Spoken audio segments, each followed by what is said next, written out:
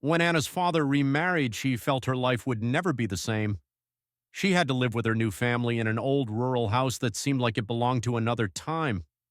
With its creaking floors, oversized doors, and dark corners, the house exuded a foreboding atmosphere from the very first day. But what unsettled her the most was her new stepbrother, Viktor.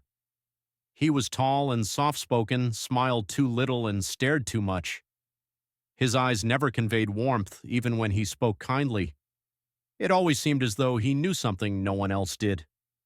One evening, when their parents went to a dinner party in town, Anna and Viktor were left alone in the house. Anna decided to spend the evening in her room, but as she sat at her desk, the old mirror hanging on the wall began to shimmer strangely. At first, she thought the candlelight was playing tricks on her eyes, but the shimmering grew more intense.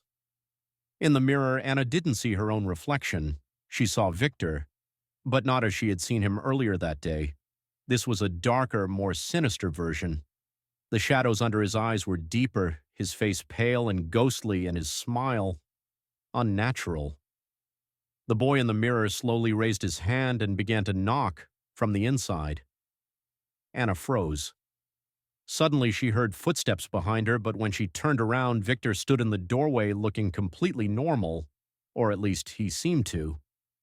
"Is everything okay?" he asked in a calm tone that sent shivers down her spine. "Yes, it's just the mirror," she stammered.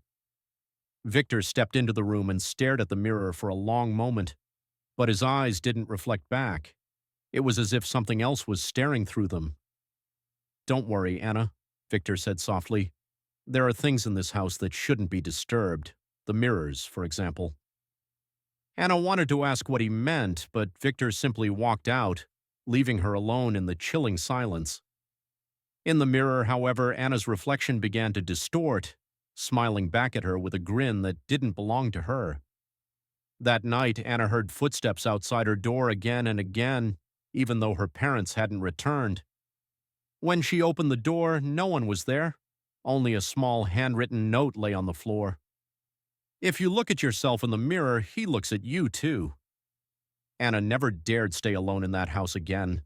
But no matter where she went, shadows in the mirrors seemed to follow her, and Viktor's eyes, wherever he was, never left her.